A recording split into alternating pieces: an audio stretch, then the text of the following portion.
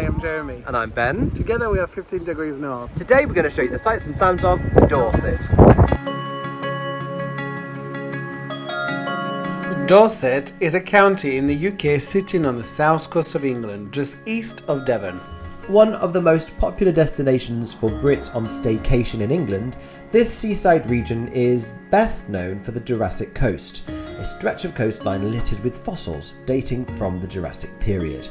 A UNESCO World Heritage Site, hundreds of thousands of years ago the area was a desert, a sea and a marsh, meaning that the fossilised remains of creatures from all these habitats are embedded in the rock exposed by more recent coastal erosion. Fossils can be found on numerous beaches, but that's not the only thing that's beautiful about the area.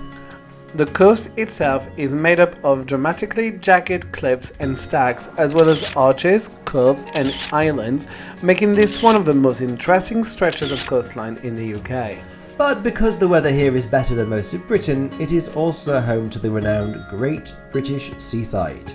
Towns like Weymouth, Swanage, Poole, Lyme Regis and Bournemouth are the picture-perfect epitomes of Britain by the sea. Piers, beach huts, fish and chips, fairgrounds, ice cream, deck chairs, arcades, boat trips, donkey rides on the sand. You know that there are beaches in other countries, right? Yeah, of course, but there's something delightfully kitsch about the way the Brits do the seaside. Oh, I do like to be beside the seaside. Well, good, because that's where we were. Dorset's premier attraction is the short section of coast that includes Lulworth Cove and Durdle Door. The cliffline is made of much stronger rock than the interior, so in places along the coast the sea has broken through the cliffs to create perfectly sheltered coves. Lulworth Cove is the prettiest of these, as well as being home to a fossil forest and containing perfect conditions historically for smugglers and pirates. Are you being a pirate again? Okay.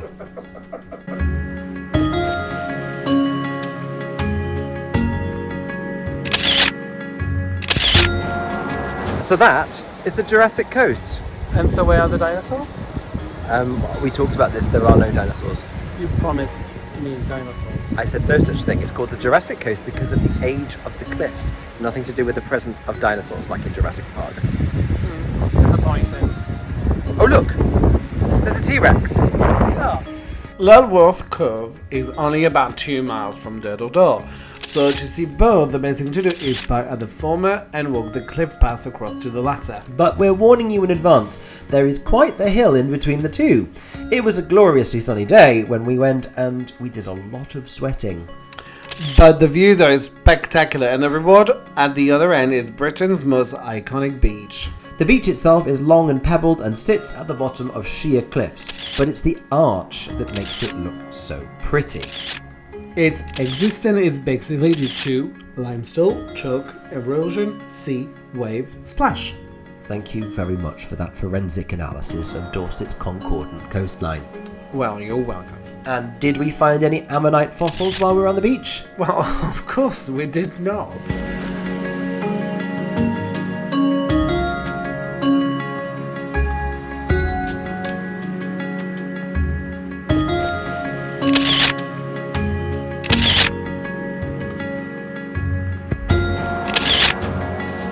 Corfe Castle is a stunning little village just a few miles inland.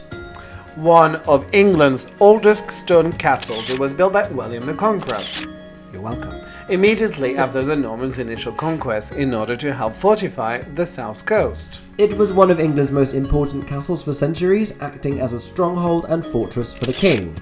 But during the Civil War, parliamentarians slighted the building, believing it to be of too much strategic importance for the royalist cause. And it has remained in ruins ever since.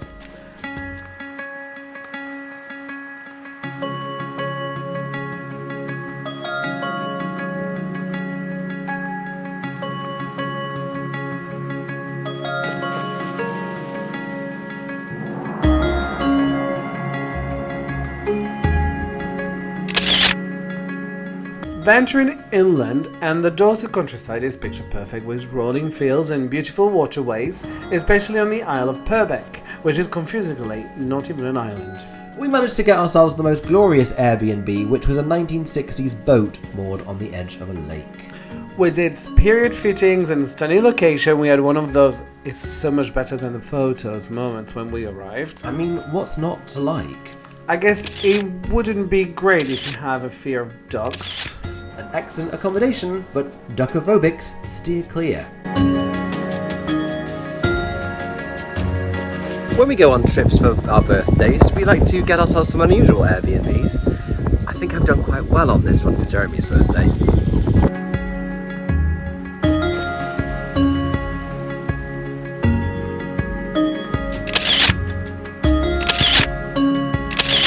We couldn't resist sitting out on the docks for hours, drinking wine and watching the sun go down.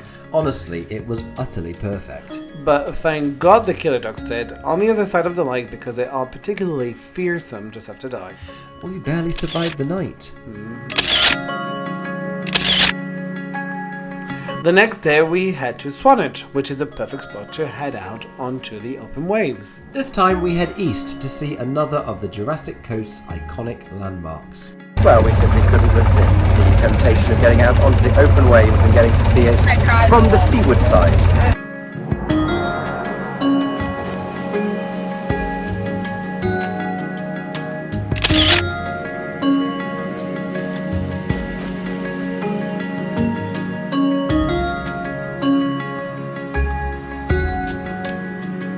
Millions of years ago, a line of white-chalk cliffs used to join the Isle of Purbeck to the Isle of Wight. Now there isn't much of it left, except the Needles on the Isle of Wight and Old Harry Rocks on the easternmost tip of the Jurassic Coast.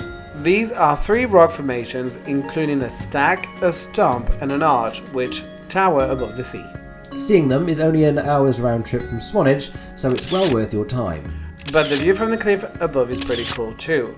But however you see them, they are a must-see when you're in Dorset. So, who was Old Harry? Well, accounts differ, but it is either named after King Harold, a pirate from Poole, or the devil himself. So, not Harry Styles then? No, definitely not.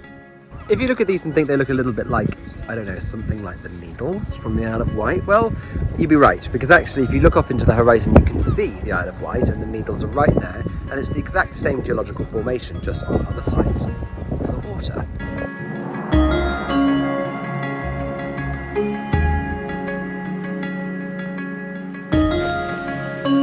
Our final stop in Dorset is one of the UK's most renowned seaside resorts, Bournemouth. With its vast beach and iconic pier, it's easy to see why it's been such a hit with Brits ever since Victorian times. Busy, lively and perfect for families, I'll bet that most Brits of my age have a memory from Bournemouth Beach from some point in their childhoods. But we just dipped in to see it for ourselves, as the countryside is much more our vibe. Listen to you. Vibe. Well, I'm dead cool. Yes, you are. Just like Dorset. Nice link. Thanks.